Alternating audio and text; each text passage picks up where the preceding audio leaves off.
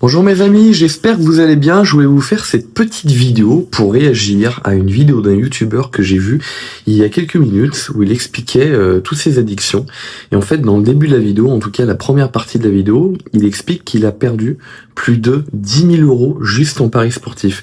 Alors cette vidéo-là, je l'ai fait parce que je sais qu'il y a beaucoup de jeunes qui regardent mes vidéos. Je sais qu'il y a aussi beaucoup d'autres personnes un peu plus adultes et plus âgées qui regardent mes vidéos et qui peuvent aussi faire des conneries que tout le monde fait, croire en des choses qui sont fausses, dont beaucoup de gens croient en ces choses-là.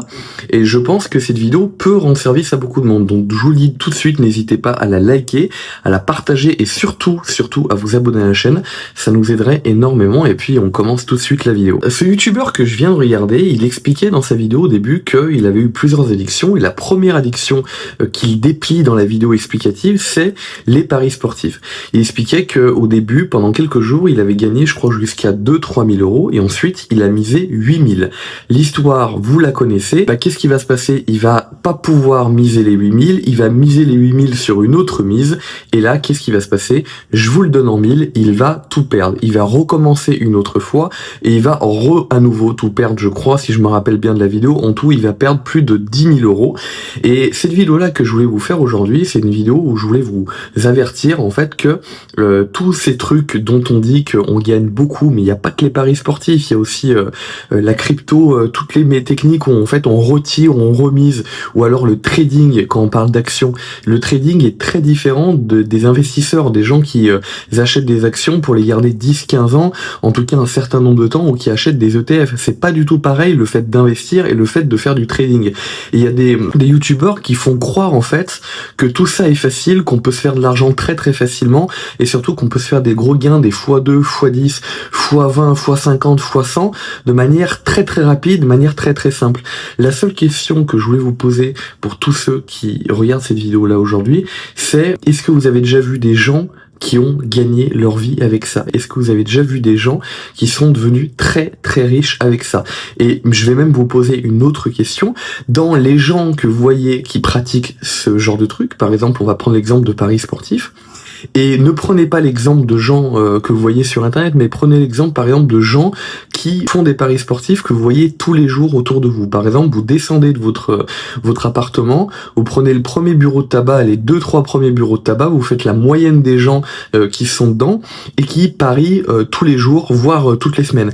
Est-ce que dans ces gens-là que vous côtoyez tous les jours et dont vous êtes certains qu'ils font ça, c'est-à-dire c'est pas des youtubeurs qui vont peut-être vous mytho, vous dire des trucs que vous pouvez pas vérifier, ces gens-là, vous pouvez le vérifier, ils font ça tous les jours.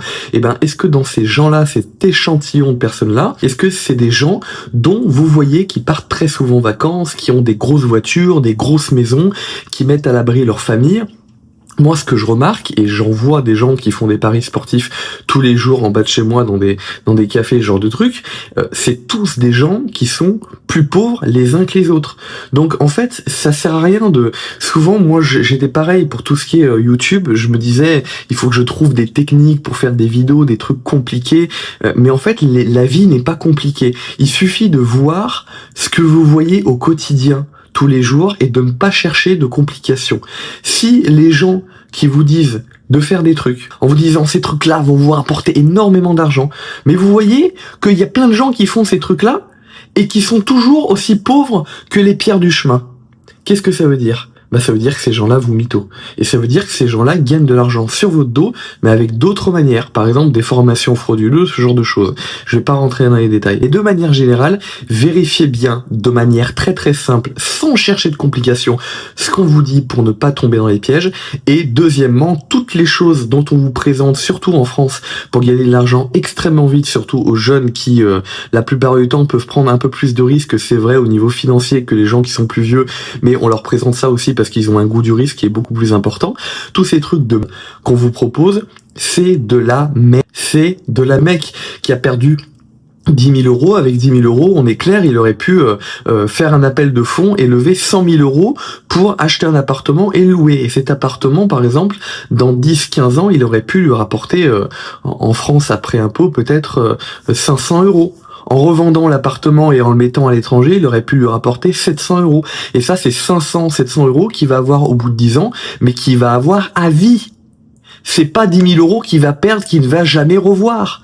Tous ces trucs, c'est de la... Et les Français sont accros, je le dis franchement, et je le dis clairement et de manière cash.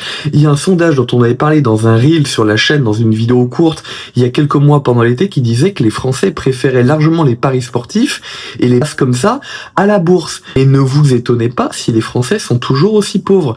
Il n'y a pas à chercher plus loin. Les Anglais et les Américains, ils investissent dans la bourse toute leur vie. Et ils gagnent des centaines de milliers d'euros. Ils sécurisent leur argent. Ils balancent pas leur argent dans de la merdouille qui va tout s'évaporer du jour au lendemain en quelques heures et qui va aussi vous frustrer parce que tout ça, ça va avoir un sentiment très très négatif sur vous. Le fait de perdre déjà 200 euros, moi je me sens mal.